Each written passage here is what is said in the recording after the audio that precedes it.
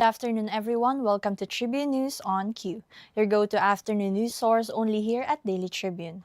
We're live on Daily Tribune's Facebook page, Tribune Now on YouTube, and at Daily Tribune Official on TikTok. I'm Chynna Basillaje, bringing you today's top stories. Now let's move on to today's headlines. Police Lieutenant General Jose Melencio Nartates Jr. has officially replaced Police General Nicolas Torre III as Chief of the Philippine National Police. Interior Secretary John Vic Remulla confirmed Tuesday. President Ferdinand Marcos Jr. approved the appointment upon the recommendation of Executive Secretary Lucas Bersamin. Torre, the first PNPA alumnus to lead the PNP, was relieved just 2 months into his term. His removal followed a NAPOLCOM resolution that reversed several key appointments he had made. Former PNP chief and now Senator Ronald Bato de la Rosa weighed in on Torres' relief, offering his perspective on the leadership change and its possible implications for the organization's operations.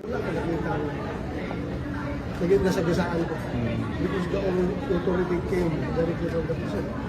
Sir, sinasabi, ang sabi ni Senator Lacson, ang information niya, kaya sinibak si General Torres because he went beyond his authority, meron siyang sinibak na clearance ng Malacanang. So, ano yung base sa kanya kay Torres dun sa actuations niya? I don't know. If he did it now without the clearance of Malacanang, then maybe meron siyang nasagasaan. As I have said during my time, nag-clear ako sa Malacanang na kung minsan mabilisan ng kailangan aksyonan kaagad. Nag-issue ako ng order of yung later on, I just inform Malacanang na ito yung ginawa ko.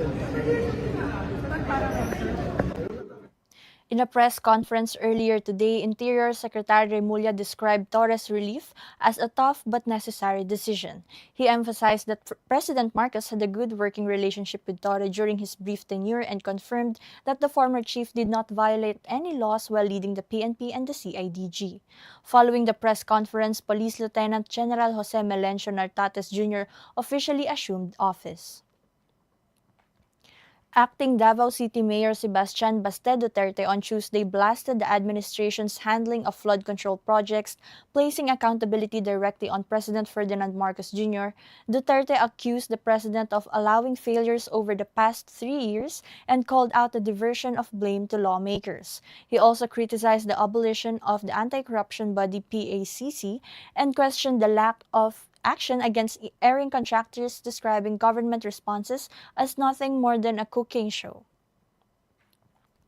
The Department of Transportation announced Tuesday that a 4-car Dalian train is now running on MRT3 for the first time, adding 500 more seats per trip to help ease rush hour queues, and the train had been idle for nearly a decade due to compatibility issues. Meanwhile, Transportation Secretary Vince Dizon vowed a crackdown on the online sale of overpriced beep cards, ordering e-commerce platforms to shut down such listings or face charges alongside the sellers. Meanwhile, Senator Mark Villar is calling for stricter accountability for contractors who allegedly submitted fake geotagged photos of government projects. The former DPWH chief emphasized that manipulating projects' documentation is outright fraud and an abuse of public trust. Villar stressed that no contractor should collect funds on the basis of deception and urged relevant agencies to investigate and impose legal consequences. And for our international news, South Korea's new President Lee Jae-myung warned Monday that North Korea could soon produce up to 20 nuclear weapons annually.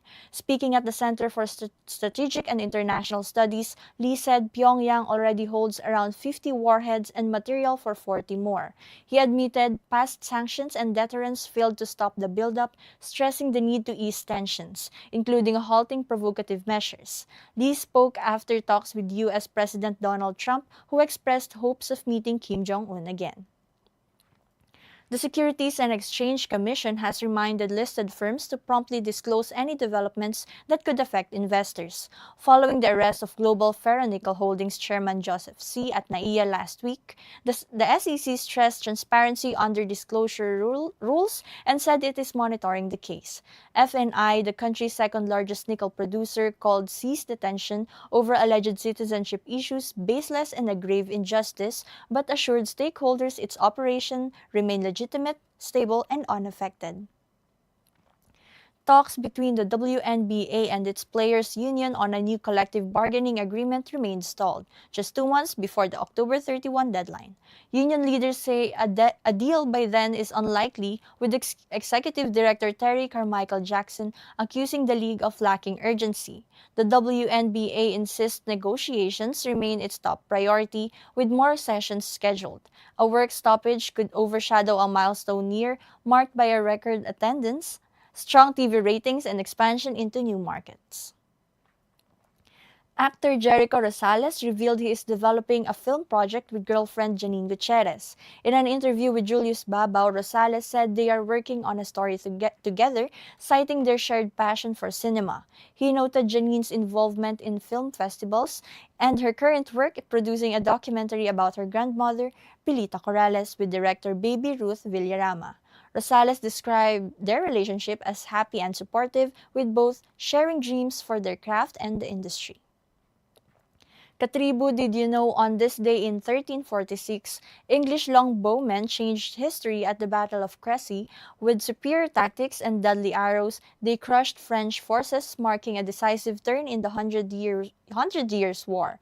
The victory cemented England's military reputation and reshaped medieval warfare in Europe. And viral on social media with 4.1 million views and over 50,000 reactions, a video shows an elderly man using his keypad phone to record a performance at an event. Netizens' hearts were moved, with some commenting, "A father's genuine love." And that's all for now. Join us again at 4:30 p.m. for more updates. I'm Chynna Basillaje, and this has been Tribune News on Q.